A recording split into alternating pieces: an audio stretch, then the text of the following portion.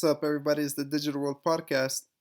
We got some news from the Visa company, and Jeremy Allaire posted this, and I thought this was very interesting. So I'm gonna go ahead and read the whole thread. It won't take me forever, so don't worry. But let's get right into it. Major USDC news today. Visa has become the first major payments network to support USDC as a native currency and settlement system on its network. Guys, in the USDC, who knows, that could, I don't know, will it be the digital dollar? I don't know. This is massive news and marks a major turning point in mainstream adoption of crypto. With USDC being the fastest growing dollar digital currency in the world, connecting its use to existing global networks will accelerate its adoption as both a store of value and medium of exchange. Crypto dollars for the win, he says. Now, what does this really mean? A customer who has a USDC in a wallet and a card attached to their wallet, there are now dozens of these, he says, can spend at any Visa accepting merchant, and the USDC is used to settle the transaction with Visa instead of the legacy banking system.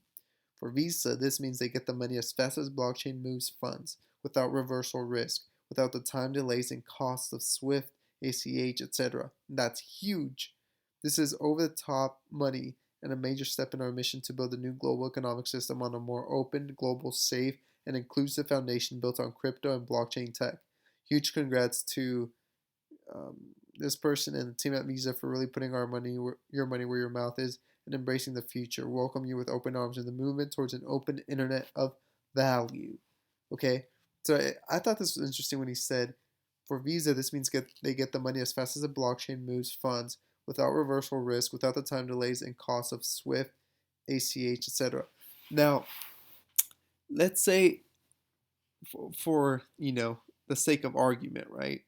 If we use an Ethereum or if we use a Bitcoin in these transactions, I mean the time delays here, the cost it's gonna take to use those their those native tokens, it just doesn't work. And so that's why I bring to you XLM, XRP, Quant, uh, all these other digital assets that have utility. And so this can't happen unless we use something that's um, inexpensive, that costs a fraction of a penny to use, that has transactions that settle within 3 to 5 seconds. And so, yes, I agree this is a major turning point, and this will be huge. I know that the digital dollar, there's going to be a prototype by July. And so we see everything ramping up, and it's just a matter of time before full adoption takes place. We're reaching that tipping point. I do believe that. And I think that tipping point doesn't officially happen until we have some kind of regulatory clarity. That's why I've been hammering down this notion that I don't believe XRP takes off to $10 or possibly even more without regulatory clarity. I just think its market cap would be, you know, $500 billion if it reaches $10. That'd make a lot of noise, and we'd see a FOMOing into the asset. But here's a point I brought up earlier about what BC Backer said on one of his videos, that what if XRP is the first to get clarity, right? And all these other assets are scrambling to get that same clarity. But since XRP had the first mover advantage or had that clarity first, then you'll see all these institutions, all these banks going in and using that asset, and so its utility will be brought to the forefront, and it could be used for its intended use case. Now, I want to go ahead and show this video by Real XRP Boy that helps show what its utility is in what would be in a financial ecosystem. complements a fiat currency. The payments being made are still in fiat currency, still Canadian dollars to Philippine peso. However, they're using XRP just as a tool to source that liquidity. So XRP in this lens, it complements fiat currency.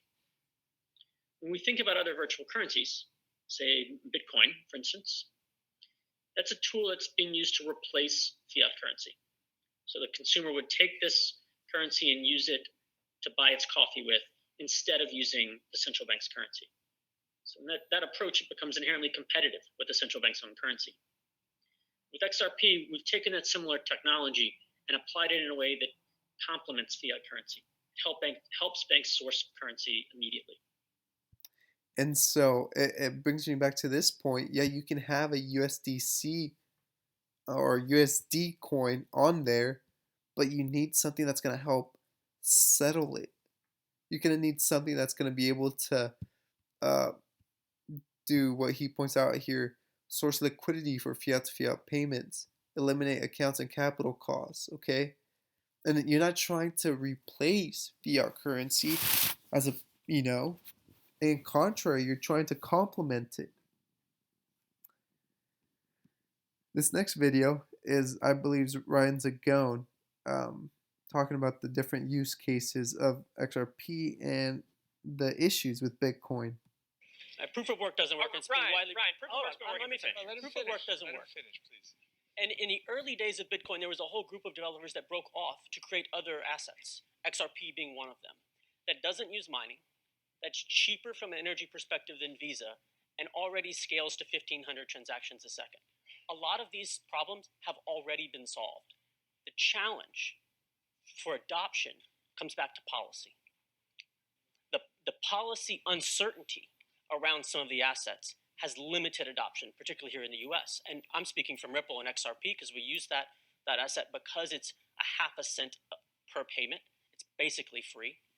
It scales and it's efficient. So 1,500 transactions a second at nearly no energy burn. So we're at a point today where there are real solutions to all of these challenges that already exist. Policies become the challenge. And we heard on the first panel that around centralization on China. And this is going to be a hard pill for Peter to swallow. But 80% of the mining power for Bitcoin is controlled by 6 mining pools, 5 of which are in China. Today, the policy certainty in the US exists for Bitcoin and Ethereum, despite the fact those are China-controlled platforms. So activity goes to those platforms.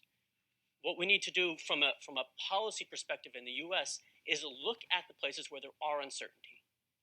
And one place, I'm speaking directly for me here, is XRP, where it looks like Bitcoin. It's decentralized, it's open source. We have 7% of the validation power on that, rather small in there. Grouping or giving clarity to those ones that are very similar to Bitcoin and Ethereum, that have the same characteristics and should be classified the same way. And then we're creating a level playing field across all the cryptos. I'm not anti-Bitcoin or anti-Ethereum by any means. I think there's a lot of great potential and breakthrough there. But we need to have a level playing field so the market can pick which ones they want to use and not be, as today they are, hindered by regulatory uncertainty. And that ending was exactly what's going to happen. And those that have utility will survive, and those that don't, they'll go to zero. Now, kind of transitioning here on what this whole, because I do believe that in one way, shape, or form, this SEC case is not what it seems. And there's something that until everything settles, until the dust settles, we'll see the true extent as to why this took place. Now, obviously, it might be, someone's trying to get a hold of Ripple's escrow. I don't know. But as of now, we do know that there's regulatory uncertainty. There's not any clarity. And so, obviously, that's what Ripple is seeking. But it remains to be seen what the outcome will be of this case and what will happen in the future. Now, let's see what Mickey B. Fresh says here that Jay Clayton says. From Silicon Valley and maybe from other jurisdictions, Poland or other places. The reason I'm mentioning this is that I've heard from various innovators, particularly in blockchain, but not only, that they've decided to move their operations to Europe or Asia because they find that the regulatory environment is more favorable. So obviously, you're playing a very difficult balancing act of protecting the consumer, and so obviously you're playing a very difficult balancing act of protecting the consumer and enabling a fair market. But how do you absorb these insights and the inspiration from other markets? So, if people are leaving this jurisdiction because they think our model, I'll start with the easy thing.